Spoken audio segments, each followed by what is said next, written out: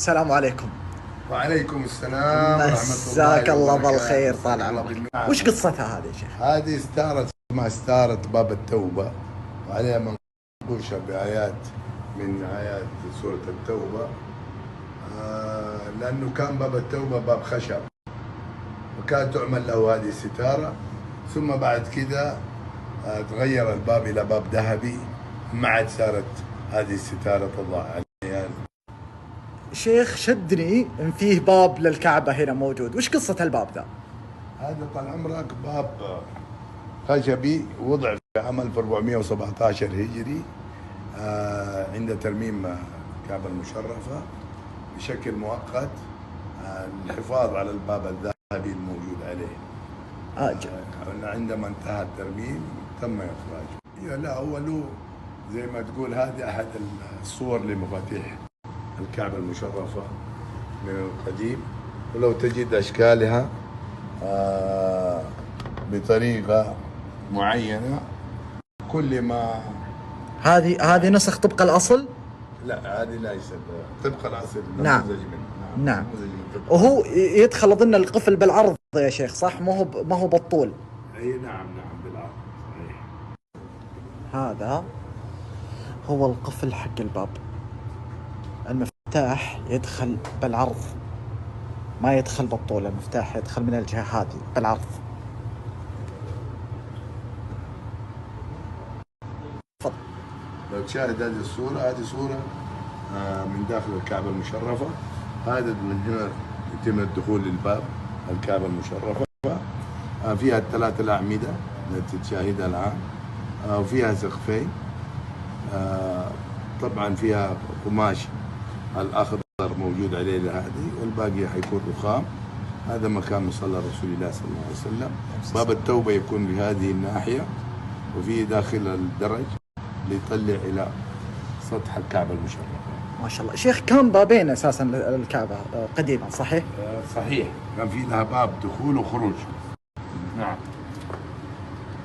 كان عندي استفسار عن طريقة بناء الحجارة للكعبة قديما.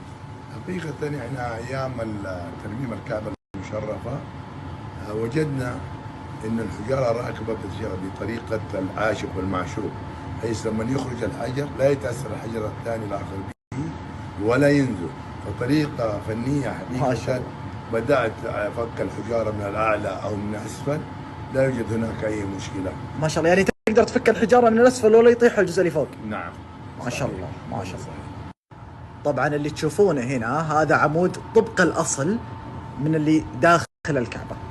نعم. هذا حقيقة لما جاءت العرضة في داخل الكعبة المشرفة تم استبدال الثلاثة الأعمدة، واستبدلت بهذه الأعمدة التي تشاهدها أمامك، وهي من خشب التك، من أجود أنواع الخشب، ومعمولة مزينة بأطواق من ذهب كما تشاهدها بهذا الشكل، بحيث تدي المنظر الجمالي لداخل الكعبة المشرفة.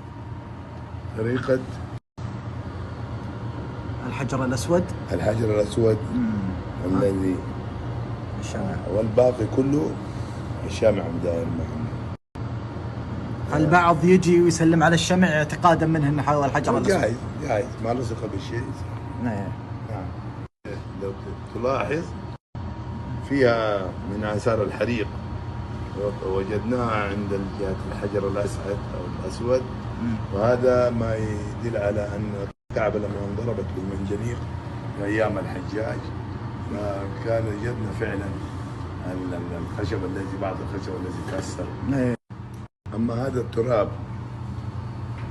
هو من التراب داخل الكعبة المشرفة التي ردمت بها من الداخل. وجدنا في كتب التاريخ أنه أخذ من بحر مكة، وبالفعل لما وجدنا لو تلاحظ في من الصدف حق البحر سبحان الله يدل على مصداقية أنه فعلا أخذ من بحر مكة اللي هو بحر الشعيبة. السؤال اللي يعني الناس ودهم يعرفونه كثير، ايش تغسل الكعبة؟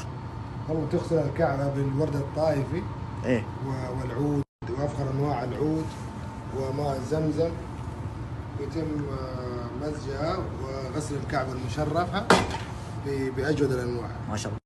انتم بتخلون الغرفه دي مفتوحه شوي ولا؟ لا. ما شاء الله تبارك الرحمن. وش الله يطول في عمرك. هذه الاواني اللي تستخدم في من فضه. ما شاء الله. فعندكم الوزنه خاصه في كيفيه تركيبها. صحيح.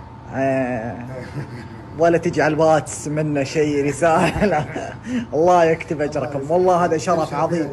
الله يسعدك، الله يسعدك. ما شاء الله. شوفوا ما شاء الله، هذه من رسائل. ما شاء الله تبارك الله.